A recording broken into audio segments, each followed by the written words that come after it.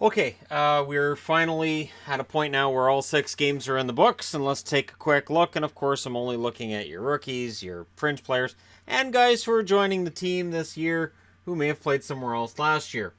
Tampa Bay destroys Florida 6-2. Joseph with 2 goals and an assist for Tampa. He's kind of come out of nowhere. Volkov with a goal as well. Answering for Florida, Lamico with a goal, Borgstrom with an assist, Luongo a troubling 26 saves on 32 shots, Louis Domingue 35 saves on 37 shots. So Florida outshoots Tampa, but Tampa wins 6-2. So a little bit of a concern there, but Luongo is known as a slow starter. It's one of the things that really didn't endear him to Vancouver fans who were fair weather fans because, yeah, he would get off to bad starts. And by about the end of October, you're allowed to talk about he's not very good. And then November would kick in and he'd usually get a lot better. Okay, so that's done. But of course, we're not into the regular season yet, so there's nothing to worry about yet. Talk to me in 6 days. Now, Calgary went in and won in San Jose, which was the debut of Erik Karlsson. Lindholm with a goal and an assist for Calgary. So he looks like he's going to be able to provide that offense that they waited for in Carolina and that Calgary desperately needs. And for Calgary, Mike Smith, 23 saves on 26 shots. So adequate goaltending. And at the other end, Suomela with 2 goals for the San Jose Sharks. Erik Karlsson did have an assist in his debut. He also went to the box, but hey, those things happen. And Martin Jones, 18 saves on 22 shots. So San Jose just getting in gear. Speaking of getting in gear, what's going on with Chicago? They lose at home tonight to Ottawa. Duchesne with a goal, Ryan with a goal. And Condon with 27 saves on 28 shots. Forsberg, 21 saves on 23 shots. And I will say, if Ottawa's going to defy expectations, these are the scores they're going to have to put up. It's going to have to be by scores of 2-1, 1-0, 3-2 in a shootout. They're going to have to win these really tight checking, low scoring games. Basically, the only way for Ottawa to really break through this year and improve is by playing a boring style of hockey and trying to suffocate it as much as possible.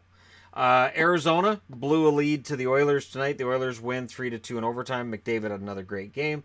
We don't need to talk about that. Ronta made 21 saves on 24 shots. Ratty with an assist, and I'm keeping track of Ratty because he's, I'm pretty sure, the highest scoring guy in the preseason this year.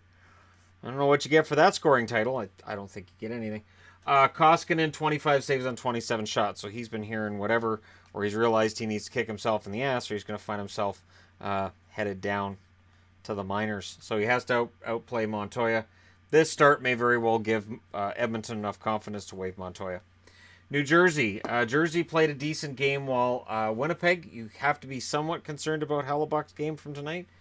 Kincaid, 21 saves on 24 shots.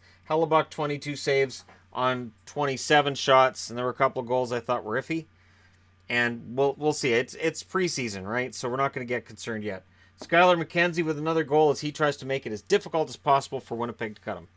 Which means that right after this video posts, Winnipeg's going to cut him. And of course, the Rangers were in Philly tonight. Lethierry with a goal. Brett Howden with a goal for the Rangers. Georgiev easy for me to say. Georgiev with 26 saves on 28 shots. And in the Philly column, Vorobyov with 2 assists. Carter Hart, 14 saves on 17 shots. So Hart's getting every opportunity to perhaps stick around. I don't think he will. He's going to end up in the minors, right? Anyways, the Vegas Golden Knights today sent Erik Brandstrom down to the Wolves, so they're officially going with a very veteran-laden defense corps. Ryan Merkley is returned to Guelph by the San Jose Sharks. Ilya Samsonov goes to Hershey, so Washington's going with Copley as the backup. Vancouver sent Gaudette and Ulevi to Utica. Now, depending on how you view this, either Ulevi hasn't been good enough or Ulevi's getting over surgery, so he's not up to par yet. I'm not surprised by Gaudette. I watched Gaudette in enough games last year at the end of the season that I thought the kid needs some work at the American Hockey League level. And I'm not sure what his ceiling is, to be completely blunt. And Gauntz is supposed to go on waivers tomorrow. So Brennan Gauntz goes on waivers tomorrow. I assume he's going to clear, and Saturday he'll end up in Utica as well. I like Gauntz's heart. I like his desire, but He's not the fastest skater, doesn't have the best shot, doesn't hit enough, and he's not great on faceoffs. Like, there's nothing in Gonce's game that you say, wow, he's got to be. So I'm not worried about anybody claiming him either, because he hasn't shown anything at the NHL level that another team's going to say, boy, I tell you, we could really do something with this kid. Not to say the effort's not there, just the results aren't. And John Gilmour sent to Hartford by the Rangers. That one kind of surprises me a little bit. I thought Gilmour and Pionk would both be up playing with them this year. I thought we're going to see a real youth movement on that blue line that would include Gilmour. But of course, this is just the start of the year. 2 games into the season, somebody could get hurt. Gilmour ends up getting called back up. We'll see. Demco is dealing with concussion symptoms and has been put into concussion protocol by the Canucks. They're not giving us a whole lot of details outside of that.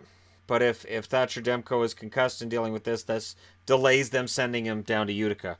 We can assume he would have gone to Utica today if not for this.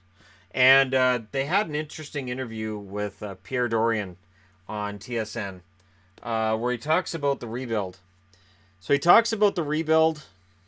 He talks about trading Karlsson and how he thinks the fans will support them because of what they're trying to do. And then when they ask him, when the interviewer's asking him, well, how do you measure success this year? He basically says he expects better on-ice results than last year. So you're going to give up Hoffman.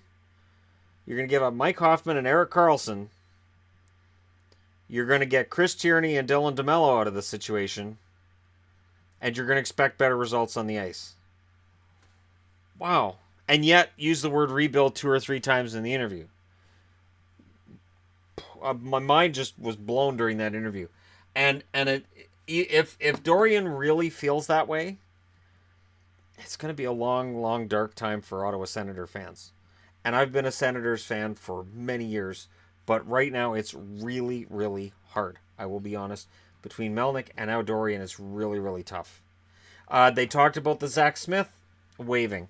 And he's like, oh yeah, that was the hardest conversation I've had with a player. And Smith understood as part of the process. And we felt bad, but he didn't play well last year. And we wanted to send a message to everybody in the locker room that that's not good enough.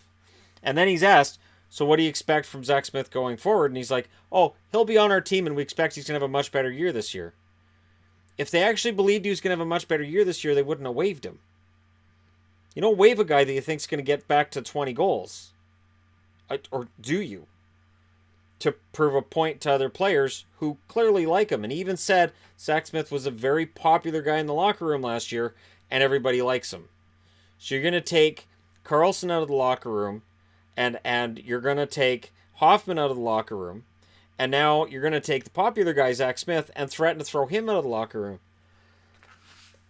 I don't get it. I don't understand. I really don't. Because one of the guys who got PO'd about the waiving of Zach Smith was Matt Duchene, who they desperately want to keep. Here's what Duchene's seen. 2 star players leave. No star players come back. Not yet, anyways. And now they've taken one of his buddies in the locker room and just waived him. Just given every team in the league a chance to just grab him. And even though it didn't happen, if I'm a guy looking for long-term stability, I might not be looking at Ottawa right now. Just saying how Matt Duchene may be viewing it. So, boy, I tell you, this is just the gift that keeps on giving. The tire fire that is the Ottawa Senators. I'm sorry.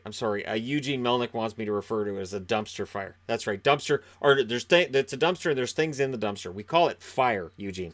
And every day it seems like they're adding to it. I'm bewildered and befuddled at everything that goes on in Ottawa right now, and I can't think of anything but to apologize to the fan base. Because this is so strange. But let me know your thoughts in the comments section below as always. Don't forget to hit like and subscribe if you're browsing your way through. You just happened upon this video. Thank you guys so much for watching. I'll talk to you again soon.